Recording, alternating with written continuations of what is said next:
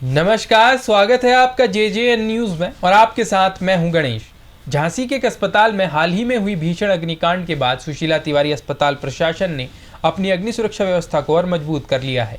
इस बारे में जानकारी देते हुए सुशीला तिवारी अस्पताल के प्राचार्य अरुण जोशी ने बताया, झांसी में हुई आगजनी की घटना बेहद दुखद थी और अस्पताल प्रशासन इसे लेकर पूरी तरह सजग है।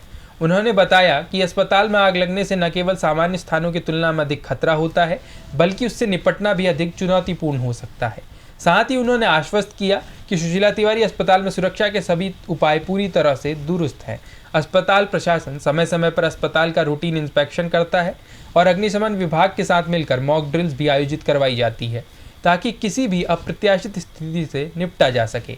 अस्पताल के फायर कंट्रोल रूम में तैनात रविपाल ने बताया, अस्पताल में अग्नि सुरक्षा को लेकर पर्याप्त इंफ्रास्ट्रक्चर मौजूद है। सभी वार्डों में अग्निशमन उपकरणों की व्यवस्था की गई है और नियमित अंतराल पर कर्मचारियों को अग्नि सुरक्षा की ट्रेनिंग दी जाती है।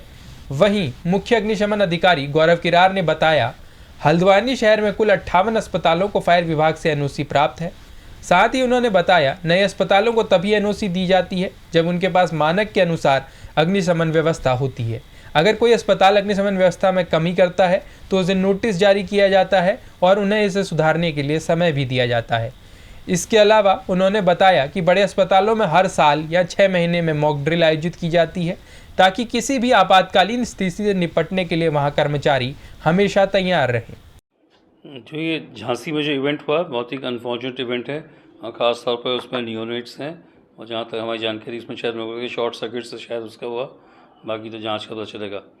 देखिए, फायर का जहाँ तक होता है, कहीं भी रिस्क हरदम रहता है और फायर होती है, हर फायर जितनी भी मतलब अगर बड़ी भी होगी, शुरुआत उसकी एक छोटी फायर से ही होती है, फिर वो फैलती है, उसका रिपोर्केशन बहुत हैं।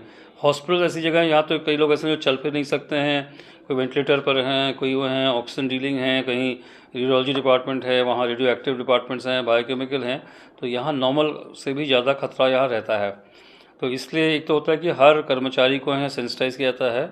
हमारे यहाँ श्री रविपाल जी हैं, अभी आपसे बात कर लीजिएगा, वो बिजली विभाग के इंचार्ज भी हैं और फायर की यूनिट भी वही देखते हैं, उनकी होता है उसमें समय समय पर MS साहब, वो लोग, उनकी पूरी टीम, जो पूरा एक फायर यूनिट यहाँ है उसमें डेडिकेट मैन पावर उसी के लिए है। हर जगह हाइड्रेंट्स हैं, स्मोक सेंसर्स हैं, वो सब हैं, वो तैयारी तो हैं ही, लेकिन उसका यदि मॉक ड्रिल्स करते रहते हैं, सतर्कता सब करते हैं कि कभी वो ना हो। दूसरा जो होता है, जो भी सब उसमें सेंसिटाइज्ड हैं, वो जो हैं वो सब वहाँ उसमें लगे रहते हैं, उसमें जो भी उसमें कार्रवाई करनी होगी उसके तैयार रहते हैं। समय सभी लोग रोड ड्रिल्स करते हैं, इवैक्यूएशन प्लान्स देखते हैं, फॉलो करते हैं, कैसे अगर होता है तो उसमें कैसे करना होगा उसकी तैयारी भी ये करते रहते हैं। देखिए, हर वार्ड में इवैक्यूएशन प्लान एक होता है। अगर आग लग गई तो उसमें मेन चीज़ होती है कि लोगों को बाहर कैसे निकाला जाए, तो उसमें कहाँ से ऑल्टरनेट रूट होती है, चाहे रैम्प से हो, चाहे उनके और जो एग्जिट रूट्स हैं वो एक्टिवेटेड रहते हैं, कहीं पर कोई इम्पेडिमेंट्स नहीं हो। जैसे पहले बात हुई थी कि अगर आग लगती है, सबसे पहले चीज़ होती है कि बिल्डिंग में धुआं भरता है और लाइट चली जाती है, तो कैसे मरीजों को, जो भी स्टाफ है उन लोगों को बाहर निकाला जाएगा, सबसे अर्जेंसी वो होती है। दूसरे पूरे हाइड्रेंट्स हैं, पूरे वहाँ एक्सटिंग्विशर्स हैं, पूरे वहाँ जो और जो केमिकल्स होते हैं वो सब यहाँ रहते हैं और स्मोक सेंसर्स हैं। एक रिस्पांस टीम होती है इनकी, जो भी यहाँ पूरा जो फायर CCTV में देखते रहते हैं, कहीं भी अगर होता है तो उसमें अलर्ट रहते हैं और ये एज एन उसको अटेंड करते हैं। लेकिन उसके बावजूद भी इसमें कोई लापरवाही नहीं हो सकती कि अचानक फायर अचानक आती है और मिनटों में फैल जाती है, तो उसमें बेस्ट सेफ्टी वो हो सकती है, प्रिकॉशंस फॉलो हो सकते हैं, तो वही सतर्कता ही उससे बचा सकती है, क्योंकि जहाँ इसमें जो लापरवाही हुई रिपोर्केशंस बहुत होंगे। अब अगर जाड़े आएंगे, सिस्टम्स ओवरलोडेड हो जाते हैं, ये बार बार कहते हैं ओवरलोड सिस्टम चल रहे हैं, हर जगह हीटर चल रहे हैं, उन पर अंकुश हो, कोई इन्फ्लेमेबल चीज़ वार्डों में ना जाए, लोग कागज़ आकर सब जगह फैला देते हैं, लिटरिंग होती है, प्लास्टिक है, उनको ना होने दें, ताकि जहाँ भी ये ज्वलनशील चीज़ें हैं इनका रोकथाम करना वो है। और जो रिस्पॉन्स टीम है, that has to be the most active, क्योंकि इसमें सेकंड्स एंड मिनट्स मैटर और हर एक चिंगारी से एक फायर स्टार्ट होती है और उसके अंजाम फिर कुछ भी हो सकते हैं। और इलेक्ट्रिकल सर्किटरी बहुत है, हाई वोल्टेज इक्विपमेंट्स हैं, हाई ट्रांसमिशन लाइंस हैं, ये रिस्क हरदम रहता है।